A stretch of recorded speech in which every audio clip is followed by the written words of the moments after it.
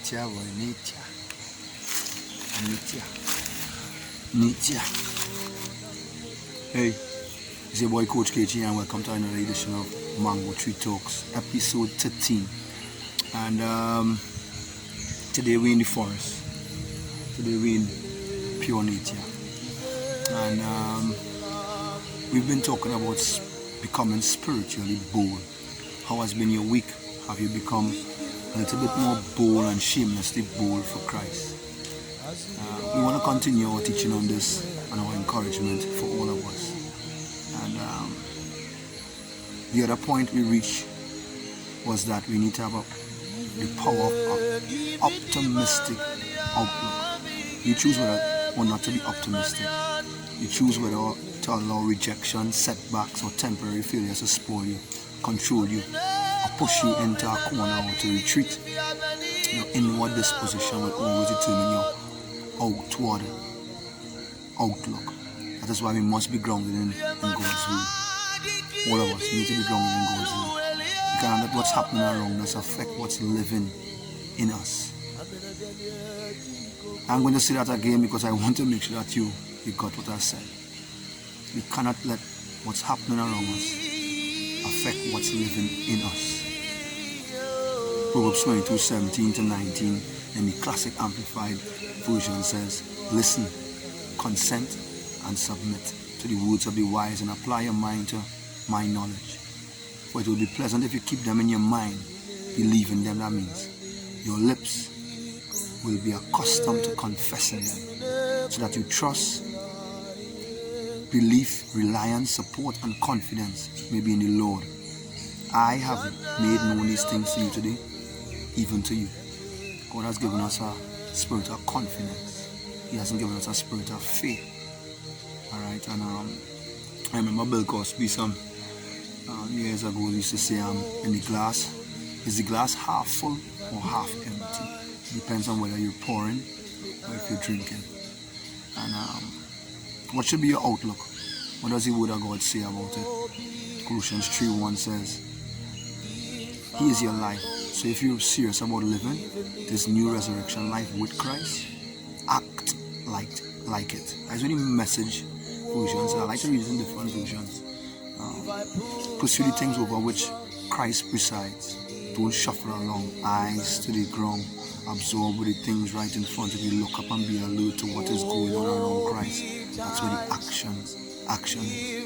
See things from His perspective. Are you watching at things from God's perspective, or are you watching it from man's perspective? We need to have a balance between our humanness and our spirit. We must always carry that kind of balance. The other point is be a finisher. Are you a finisher? Are you a finisher? Have you ever started a project, assignment, a job with a sudden burst of enthusiasm, only to be slowed down by an obstacle and stop short of your goal by continual obstacles? Well, congratulations. You're an average person. You don't have to stay that way. Those who rise above the crowd are the ones who go to the extra mile while others are relaxing in front of the TV. You want to be relaxing in front of the TV. You want to be doing what God said for you to do. Many of us pay attention and spend most of our time doing all sorts of things that not even edifying our soul and edifying our spirit. You want to do things that edify your life. The strength of a person's character, their drive to success, is determined by whether or not they can finish what they started. Are you a finisher? You gotta finish. Employees who complete the task are more highly valued than those who don't. Do they make a valiant effort, nevertheless fail to complete the project? So your bosses will always go hard on the people who just start and finish. There's always give them full play. Alright, even in the household, parents just get the children who just finish, who consistent. Alright, the one by whom our every effort, thought, and action should be measured was a finisher. It's Christ, Jesus Christ. He was a finisher. He came on earth to do our job and He finished it. John 4:34 says in the New Living Translation that Jesus explained, my nourishment comes from doing the will of God who sent me and from finishing His work. Not only was Jesus a finisher, but He made us that way as well. We were made in His image and likeness. Philippians 1:6 says, in the New Living Translation, and I am certain that God who began the good work within you will continue his work until it is finally finished on the day when Jesus Christ returns. On Judgment Day, we want to be able to say the words the Apostle Paul wrote in 2 Timothy 4:7. I have fought the good fight of faith. I have finished the race. I have kept it firmly. I have kept the faith firmly. We want to say that at the ending. If you want to be a finisher, the words in Hebrew 12:2 in the Amplified need to be like second nature to us. It says, looking away from all which distracts us. Jesus was the leader and the source of our faith, giving the first incentive for our belief, and is also its finisher, bringing it to the maturity and perfection as well being a finisher.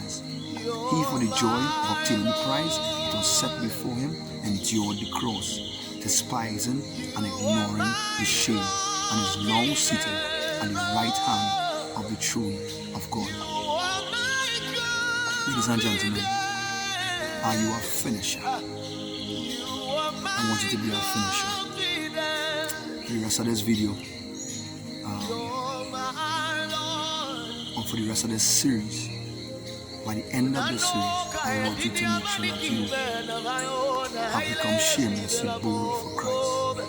You have 2 more points and we will finish being spiritually bold next week, God's Spirit. But this week, ponder on this. Ponder if you're a finisher. Am I consistent? Do I finish what I start? We all have to do. And I'm going to do some pondering myself and see if I'm a finisher. Until next week, God's Spirit. It's your boy Coach KT, and this was on the radio show.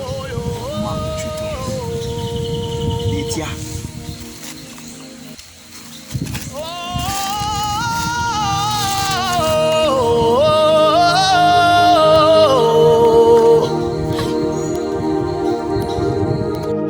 You are my confidence.